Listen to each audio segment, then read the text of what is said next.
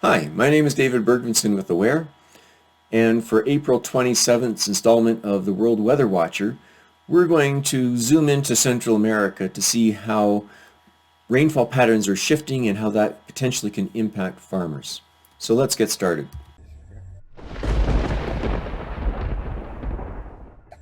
You'll recall from last week we highlighted the drier than normal conditions along the west coast of the United States, Brazil, and eastern part of Africa. If we look to the forecast though, we see that it's improved dramatically, especially for the coastal areas of the United States and Brazil and much of eastern Africa. If we look at the temperature though, you'll recall that warmer than normal temperatures in eastern Canada as well as western United States have been reported, as well as the southern part of Africa and the Middle East. If we look at the next 15 days, we see that temperatures are returning to normal for much of Canada and the United States, but we see a much higher than normal temperatures for North Africa, which is cause for concern there. If we look at the ratio of precipitation to potential evaporation, a very important index for rain-fed agriculture and an indicator for food security in those food production systems, we see that as spring approaches for Mexico and the planting there, that's still not enough rainfall to sustain rain-fed agriculture.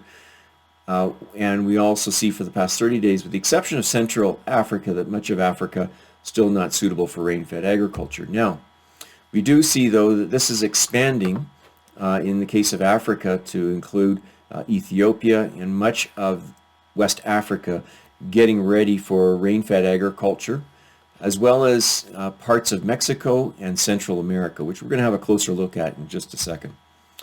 Now, when we look at the difference from normal, this ratio of P over PT, we see that for the last 30 days, Central America has actually been wetter than normal. And this is important for rain-fed agriculture. In the forecast, though, we see that for the southern part of Central America, especially Nicaragua and Costa Rica, that it's starting to become drier than normal. And so why this is so important is that rain-fed agriculture supports smallholder farmers in Central America. And when rainfall patterns shift, farmers, in the absence of understanding these shifts, are exposed to risk by planting their crops and then later experiencing drought. And this has been the case for farmers in Honduras, for example, as this story reported last November. Now, if we look at the last 30 days for Central America, we see that the rainfall has been suitable for rain-fed agriculture, ranging from 100 to 150 millimeters of rainfall in 30 days. And this is well above normal, shown on the right map, where we see rainfall about 100 millimeters above normal. Now, when we look to the next 15 days in the forecast, we see that much of Central America is still suitable for rain-fed agriculture, but parts of Nicaragua and Costa Rica are below normal in their rainfall, and we see that on the map on the right, which shows about a 75 millimeter drop from normal. Why this is important is that if farmers are not prepared for this lower rainfall in the form of relief irrigation, their crops can suffer drought and even failure.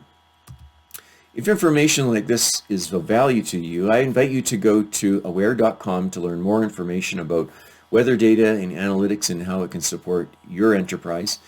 If you want to get started right away in doing weather analytics, you can do that by going to our adapter platform at apps.watcher.com, where you can register for free and gain access to our weather data as well as analytical tools to help you explore weather where you live.